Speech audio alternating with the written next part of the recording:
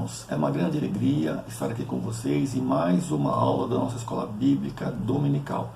Dando continuidade ao estudo panorâmico do Novo Testamento, hoje nós vamos estar estudando sobre a segunda carta de Paulo aos Coríntios.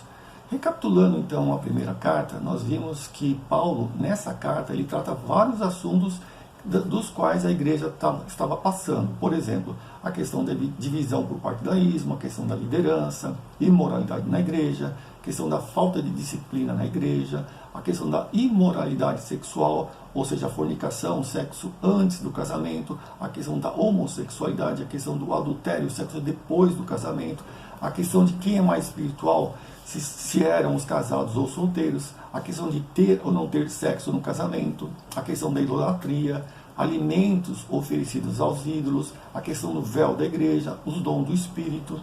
A questão também foi comentado com Paulo comentou com a igreja, a questão das ofertas, as quais seriam levantadas para os pobres da Judéia.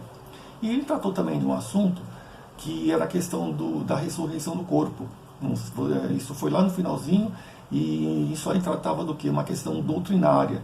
Então, lá na primeira carta, nós já podemos perceber que existia uma certa liderança, ou existiam certas pessoas que já estavam distorcendo, então, o evangelho pregado por Paulo. Porque as questões anteriores eram questões morais, das quais as pessoas deveriam estar se redimindo, porque elas conheciam a verdade. Agora, essa questão da ressurreição do corpo é uma distorção do evangelho pregado por Paulo. E isso, então, nos chama a atenção. Na segunda carta, nós vamos estar percebendo que a questão dos erros, que essa influência, então, dos falsos apóstolos, induzindo, então, a igreja aos erros, ela é muito grande. Então, nós vamos estar percebendo isso na leitura da segunda carta.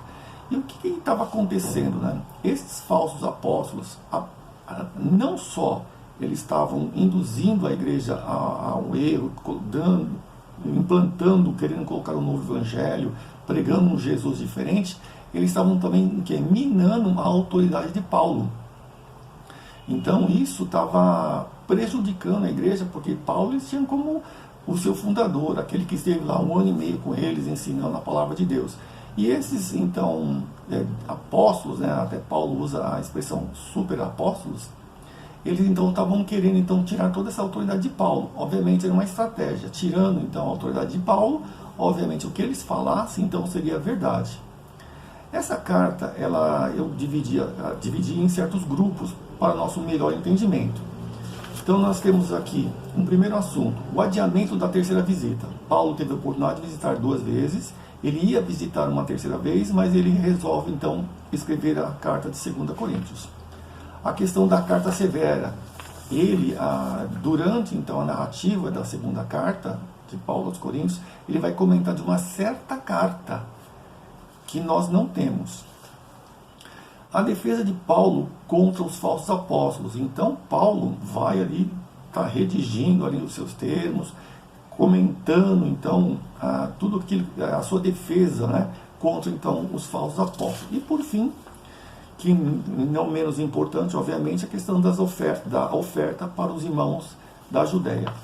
Os 13 capítulos, então, eles tratam, é bastante interessante, eles vão tratar desse assunto, tem alguns outros assuntos no meio, mas também são muito importantes, mas como nossa meta, ou nossa intenção é um estudo panorâmico, então vamos nos fixar somente ao que é mais importante, e fica a lição de casa para vocês estarem estudando, lendo, obviamente, essas cartas, a primeira carta e a segunda carta, as duas juntas, obviamente, para entender um pouquinho, que você já tem uma ideia do cenário, e lendo então as escrituras, vai ficar mais fácil assim o entendimento. Então Paulo, quando ele escreveu então essa carta, né, essa dita carta severa, ele ficou sabendo, Tito levou essa carta, então ele ficou sabendo que Tito volta também, claro, né? E ele fica sabendo que a igreja ficou muito triste. E Paulo também ficou bastante triste. Então ele começa a segunda carta, lá no capítulo 1, versículo 3 a 4, ele começa se solidarizando com a igreja. Ele fala assim, vocês estão sofrendo, eu também estou sofrendo. E aí ele dá um testemunho e uma palavra muito reconfortante para nós hoje, que passamos até mesmo por problemas. Olha o que está escrito: na segunda carta de Paulo aos Coríntios, capítulo 1, versículo 3 ao versículo 4. Louvado seja o nosso Deus e Pai do nosso Senhor Jesus Cristo, o Pai bondoso, o Deus de quem todos recebem ajuda. Ele nos auxilia em todas as nossas aflições, para podermos ajudar os que têm as mesmas aflições. E nós damos aos outros a mesma ajuda que recebemos de Deus. Então você vê que palavra bastante inspiradora. Nós então que passamos por dificuldades, temos plena condição, uma vez que Deus nos ajudou, de estarmos ajudando outras pessoas. A igreja de Corinto, então, como eu comentei, passava por momentos difíceis, né? Porque ela tinha lá essa questão desse conflito com essa liderança. E Paulo, então, inicia com essas palavras. Paulo ele vai estar comentando no capítulo 2, no versículo 1 e 3, sobre essa questão de ele ter adiado a visita. Então, capítulo 2, versículo 1 e versículo 3. Portanto, para não entristecê-los de novo, resolvi não ir ver vocês. Versículo 3. Foi por isso que eu escrevi aquela carta. O motivo foi que eu não queria ir e ser entristecido pelas próprias pessoas que deveriam me alegrar, pois eu tenho a certeza de que quando estou feliz, vocês todos também estão. Então vocês lembram, os falsos apóstolos estavam lá na igreja, estavam criando a maior confusão. Então Paulo ele resolveu então não ir e mandou essa carta severa, e essa carta obviamente teve resultados, mas nós vamos estar verificando. O fato de Paulo ele ter adiado essa visita, ele foi criticado.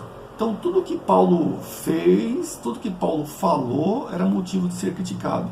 Então lá no capítulo 1, versículo 17, nós lemos assim: será que fui irresponsável quando resolvi fazer isso? Será que ao fazer os meus planos penso somente nos meus próprios interesses? É por isso que digo sim, sim, não, não ao mesmo tempo. Então nós percebemos que os falsos profetas lá usavam qualquer argumento para criticar Paulo. E Paulo está sendo bastante claro aqui que ele não foi porque ele estava bastante triste. Dando sequência, nós já até comentamos, nós não temos então essa carta severa, mas nós sabemos que o contexto dela entristeceu mais a Paulo do que a própria igreja. Lá no 2,4, olha o que Paulo vai estar dizendo, ó. Eu escrevi aquela carta muito preocupado e triste, derramando muitas lágrimas, porém não escrevi para fazer com que vocês ficassem tristes, mas para que soubessem do grande amor que tem por todos vocês. Então vocês percebem que é uma situação bastante complicada, ou seja, Paulo, ao invés de ir lá ter conflito, ele preferiu então escrever essa carta dura, vamos dizer assim. E o que acontece? Paulo ele fica contente porque essa carta ela tem resultado. Quando nós avançamos lá para o capítulo 7, eu vou ler para vocês do 6 ao 9. Então, a segunda carta aos Coríntios, capítulo 7, do versículo 6 ao versículo 9. Porém, Deus que anima os desanimados nos animou com a chegada de Tito. E não foi somente a chegada dele que nos animou, mas também as informações dadas por ele de que vocês o animaram. Ele contou que vocês estão com saudade de mim e disse que estão muito tristes, estão prontos a me defender, por isso agora estou mais feliz ainda. Eu comentei, né? Então tinha lá os falsos profetas, falsos apóstolos, quero dizer, atuando na igreja, contando mentiras, tentando minar a autoridade de Paulo. Então vocês podem perceber que Paulo manda então aquela carta severa e a igreja então toma providências. Versículo 8. Não me arrependo por ter escrito aquela carta, embora vocês tenham ficado tristes por causa dela. Quando soube que a carta os deixou tristes por algum tempo, eu poderia ter ficado arrependido, mas agora estou alegre. Não porque vocês ficaram tristes, mas porque aquela tristeza fez com que vocês se arrependessem. Aquela tristeza foi usada por Deus e assim nós não causamos nenhum mal a vocês. Então vocês percebem que a ideia de Paulo, ou a metodologia que ele usou, foi bastante interessante. Não ter ido lá, entrado em conflito, mandando a carta severa, e vocês podem perceber que Deus assim atuou. Tem um outro detalhe também, que não só é por essas palavras, mas como um testemunho que nós vamos ver. Lá no capítulo 2, do 6 ao 9, teve um assunto ao qual foi tratado na carta e a igreja tomou providências.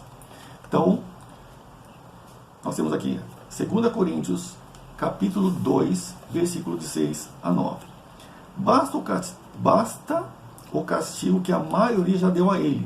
Agora, vocês devem perdoá-lo e animá-lo para que ele não fique tão triste, que acabe caindo no desespero. Por isso, peço que façam com que ele tenha certeza de que vocês o amam.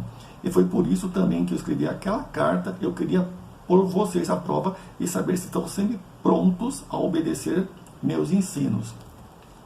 Então vocês podem ver aqui pela leitura das Escrituras que eles tinham um caso, eles resolveram, né, eles castigaram, mas vocês podem perceber que também houve o quê? Um arrependimento e uma reconciliação por parte dessa pessoa. Como nós não temos essa carta, fica difícil saber em que situação ou quem foi. Mas uma coisa que nós podemos concluir com esse texto é o seguinte: a igreja tem que exercer a disciplina, mas exercer a disciplina com amor. E o principal objetivo da disciplina é a restauração do faltoso. Esse tem que ser o maior motivo. Nós comentamos, aí existe, claro, uma conversa no mundo evangélico, que a igreja evangélica é o único exército, né, visto que nós somos considerados como exército de Deus, que o que? Mata os seus feridos.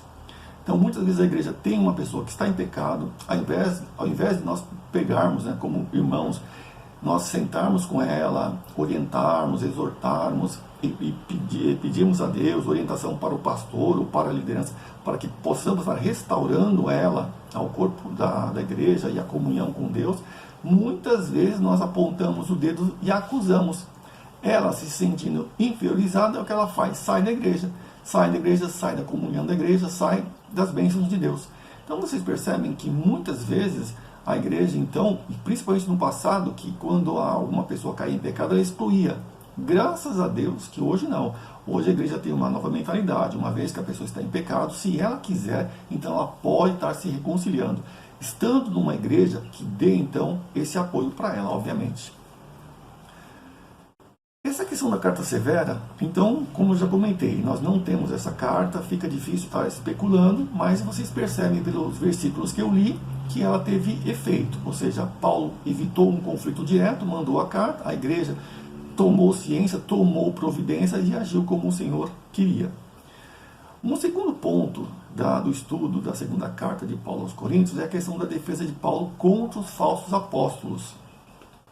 Então, o que eu posso dizer para vocês? Que a questão de Paulo, seu comissionamento direto do nosso Senhor, embora ele não fizesse parte dos 12, ele foi comissionado diretamente por Jesus Cristo.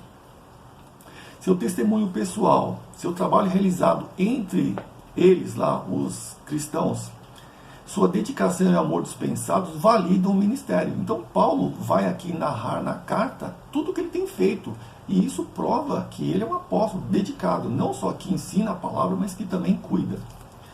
A segunda carta de Paulo aos Coríntios consta uma biografia a qual nós não encontramos nas outras cartas. Ele abre o coração, ele expõe seus sofrimentos e dificuldades que enfrentou ao cumprir seu ministério. Existem vários textos aqui, que em vários capítulos, vocês vão perceber que Paulo ele frisa bem que o ministério dele é um ministério de dificuldade, mas dificuldade movido pelo amor. Vamos estar lendo, eu acredito que é bastante interessante a leitura, e vocês talvez, como eu, possam ter uma visão diferente de Paulo, uma coisa bastante interessante. Vamos começar então no capítulo 1, do versículo 8 ao versículo 11.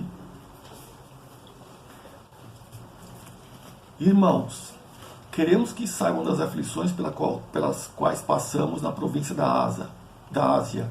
Os sofrimentos que suportamos foram tão grandes e tão duros que já não tínhamos mais esperança de escapar de lá com vida.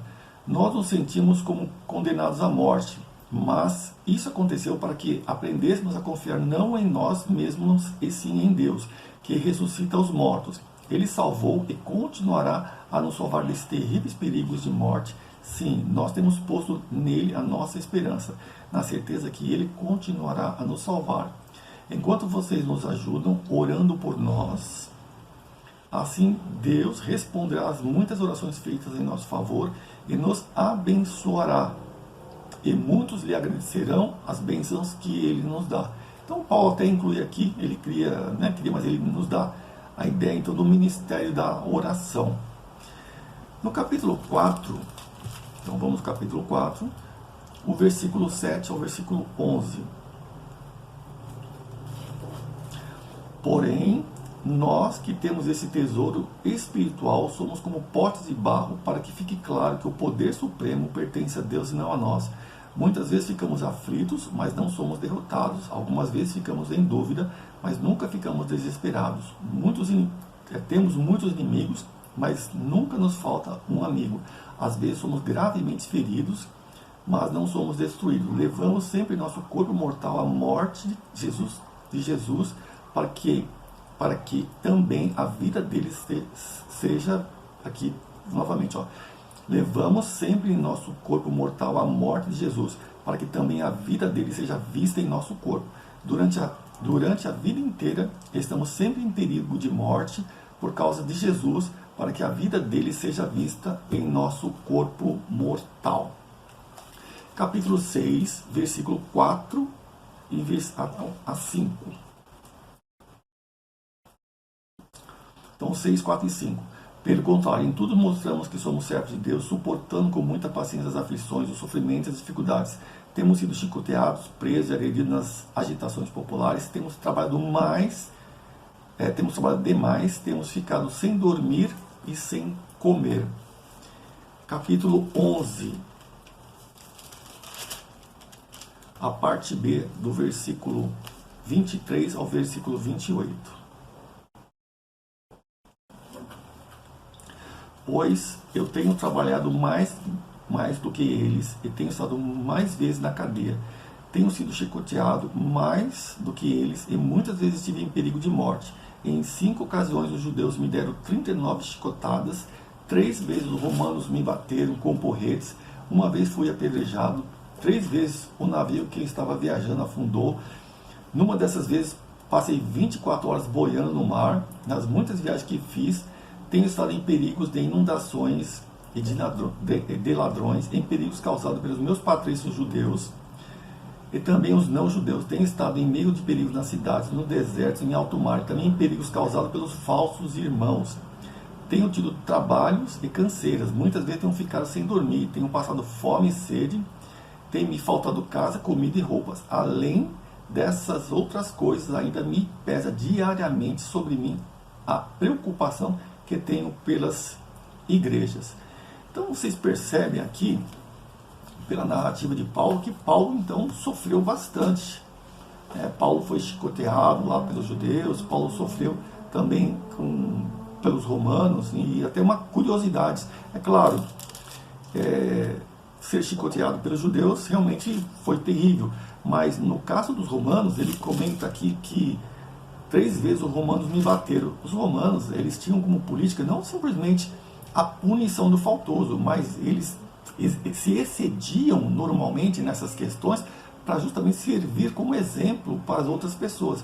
Então, vocês podem ver que Paulo é uma pessoa que sofreu bastante no seu ministério. E Paulo, então, está falando, compare o ministério desses apóstolos que vocês têm contra o ministério que eu tenho.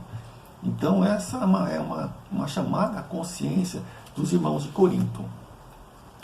Aparentemente, em virtude das distorções feitas lá pelos falsos apóstolos, então já comentamos que os falsos apóstolos estavam tentando minar a autoridade de Paulo, eles estavam pregando possivelmente heresias, e Paulo, nessa segunda carta, aqui nesses capítulos, uma coisa que nós vamos estar percebendo é que Paulo ele usa uma técnica muito interessante, que nós chamamos de técnica, que é uma técnica que é usada no treinamento dos caixas de banco.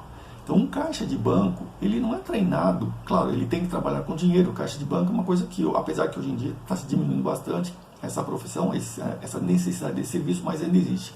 Mas o caixa, ele não é treinado para identificar uma nota falsa, não. O caixa de banco, ele é treinado para identificar uma nota verdadeira. Então vocês vão estar percebendo no estudo dessa carta que Paulo vai estar chamando a atenção deles para esse ponto, ou seja, eles conhecem a teologia, eles conhecem o Evangelho, eles conhecem o verdadeiro Cristo. Então Paulo está chamando a atenção deles para eles confrontarem isso que eles aprenderam. Né? Então vamos ver lá no capítulo 11, o versículo 4. Por que você suporta com tanta alegria qualquer um que chegue a anunciar um Jesus diferente daquele que nós anunciamos? Aceitam um espírito e um evangelho completamente diferente do Espírito de Deus e do evangelho que receberam de nós. Você vê que interessante, uma coisa que eu percebo como cristão aqui na minha história, vindo com os tempos, nós já tivemos modismos aqui, né? Então nós estamos, claro, vendo a questão do passado, as coisas que ocorreram na igreja de Corinto, mas olhando então num retrovisor, mas a gente dirigindo um carro, olhando no retrovisor, mas olhando então para frente. Vocês percebem que nos nossos dias já teve a questão de dente de ouro, a questão de manto que jogava, de assoprava e outras coisas mais. Então Paulo, ele chama a atenção daqueles cristãos, mas chama a atenção de nós também, que quando vir então uma coisa nova, nós confrontarmos com a Escritura para ver se aquilo verdadeiramente vem de Deus. Então o que nós percebemos, né? Que hoje em dia muitas igrejas, elas pregam o Evangelho, mas muitas vezes elas são permissivas, elas admitem a entrada de costumes e práticas do mundo dentro das suas instituições. Muitas delas, então, até elas usam símbolos judaicos na sua liturgia. Elas até pregam as escrituras, mas muitas vezes elas distorcem a verdade, usam um texto fora de contexto. Mas graças a Deus que hoje em dia nós temos igrejas que não simplesmente pregam o Evangelho, mas principalmente elas vivem o Evangelho e têm a Bíblia como uma regra de fé e prática. E os seus líderes e os seus pastores assim os pregam. E eu dou graças a Deus por isso. Então, por isso que é bom a gente estar sempre estudando as Escrituras para entender que heresias, falsos apóstolos ou mesmo super apóstolos, né, nós já tínhamos naquela época. Então, hoje isso não é novidade. Então, para um final, né, visto que nós estamos aqui num estudo panorâmico, tem a questão da oferta para os irmãos da Judéia. Paulo vai dedicar exclusivamente 2 capítulos. É muito legal, porque ele começa e termina esse assunto, ele não coloca nada em paralelo dentro desses 2 capítulos, que é o capítulo 8 e o capítulo 9. Uma coisa muito, muito legal na questão do ministério de Paulo era a preocupação com os pobres. Então ele pregava o Evangelho, essa era a missão principal dele, mas um compromisso ele tinha com os pobres. E esse compromisso nós vemos lá em Gálatas, capítulo 2, do versículo 9 ao versículo 10. Que diz assim: por isso, Tiago, Pedro e João, que eram considerados líderes da igreja, reconheceram que Deus me tinha dado essa tarefa especial, Paulo. E, como sinal de que éramos todos companheiros, eles nos deram, a mim e a Barnabé, um aperto de mãos. E todos nós combinamos que eu e Barnabé iríamos trabalhar entre os não-judeus, e eles entre os judeus. Versículo 10. Eles nos pediram só uma coisa, que lembrássemos dos pobres das igrejas deles. E isso eu sempre tenho procurado fazer. Então, nós não sabemos o motivo dessa fome lá na Judéia, né, do que originou isso. Mas nós sabemos que os irmãos da Judéia estavam passando por necessidade, que os irmãos da Macedônia assim ajudaram, e Paulo então está pedindo para os irmãos de Corinto, então está ajudando. Aparentemente, quando nós vemos, então, estudamos esses 2 capítulos, 8 e 9 da segunda carta, dá a entender, se não for engano meu, que a igreja, apesar de ser rica, né, ela estava com dificuldade de ser generosa ao ofertar aos pobres. Paulo, então, ele vai citar o exemplo, né, das igrejas da província da Macedônia, lá no capítulo 8, versículo 2, ele diz assim, os irmãos dali têm sido muito provados pelas aflições porque tem passado, mas a alegria deles foi tanta que, embora sendo muito pobres, eles deram ofertas com grande generosidade. Paulo, então, aqui no capítulo 8, versículo 6, ele comenta: de modo que pedimos a Tito, que começou a recolher essas ofertas, que continue a ajudar-se vocês a completar esse serviço especial com amor. Seguindo no versículo 7, vocês mostrarem tudo que são mais ricos do que os outros. Olha, essa sequência aqui é bastante importante. Apesar da igreja de Corinto, que era a capital, ali uma igreja muito importante, ter muito problema, como eu já comentei, externo, essa questão do pecado querendo entrar dentro, a questão interna, então, dos falsos apóstolos tentar minar. Olha o que Paulo fala. Eu vou repetir então o versículo 7. Ó. Vocês se mostraram que em tudo são mais ricos do que os outros, na fé, na palavra, no conhecimento, na vontade de ajudar os outros e no nosso amor por vocês. Olha como Paulo, né, faz um comentário muito legal a respeito disso. E Paulo também vai estar advertindo essa questão, que é uma coisa bastante importante, que ele comenta, que hoje eles têm condições, eles podem estar ajudando.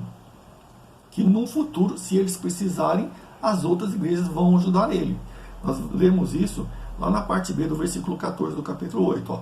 Em alguma outra ocasião, se vocês precisarem, e eles tiverem bastante, aí eles poderão ajudá-los. Assim, todos são tratados com igualdade, como diz as Escrituras Sagradas. Ao que muito pegou, nada sobrou, e ao que pouco pegou, nada faltou. Essa aqui é uma referência bíblica ao Velho Testamento, lá em Êxodo, no capítulo 16, referente à questão do recolhimento do maná. Ou seja, Moisés deu uma instrução para pegar o maná, umas pessoas pegaram bastante, outras pegaram pouco.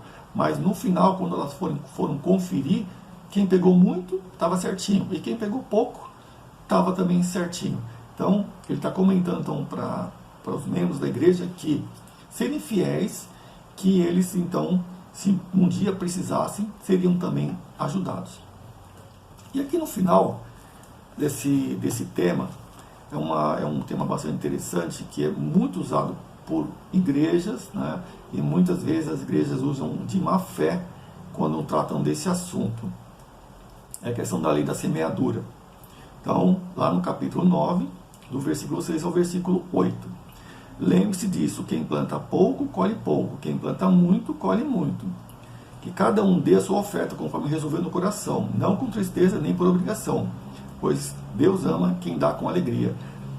E Deus pode dar muito mais do que vocês precisam, para que vocês tenham sempre tudo o que necessitam, e ainda mais do que o necessário para fazerem todo tipo de boas obras. Quando ele fala essa questão da lei da semeadura, é questão de dar com alegria o que resolveu no coração. Não é moeda de troca. Você tem que ofertar, e muitas igrejas até falam assim, a oferta de sacrifício. Não, aqui não fala de oferta de sacrifício. Aqui também não fala de você semear como um depósito bancário. Aqui não é depósito bancário. Poupança, ou renda fixa, não, que você deposita e você tem um jurinho. Não, aqui não. Aqui é a questão do semear na vida do outro, na vida do próximo. Claro, pode ser questão de dinheiro, ajudar com bens e serviços, não vejo problema nenhum. Mas é nesse aspecto. Então, aqui no final, é bastante interessante que Deus fala que Ele abençoa, não a nossa, numa tradução, né? Não abençoa não a nossa semente, mas abençoa a nossa sementeira, né? De forma tal que nós continuemos sempre abençoando outras pessoas. Existe uma coisa bastante interessante que nós chamamos de o mistério do pobre, o mistério do pobre e o ministério do rico. Então Deus abençoa o rico, para o rico abençoar o pobre, para o pobre orar, Deus agradecer pela vida do rico. Essa é a questão. Então, obviamente, Paulo, então, preocupado com essa questão dos pobres, então ele dedica então esses 2 capítulos para que a igreja então esteja levantando as ofertas.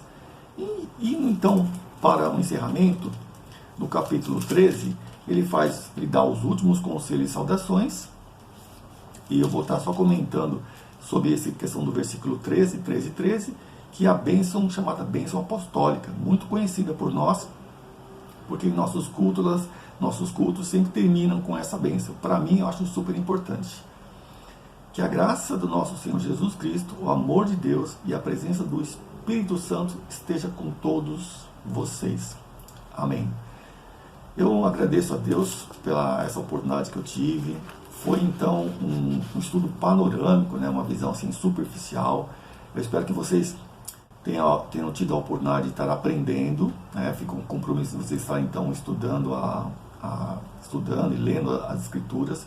Se você foi abençoado, inscreva-se no canal, ative as notificações, deixe o seu joinha. Caso ficou alguma dúvida, eu peço para vocês deixarem nos comentários.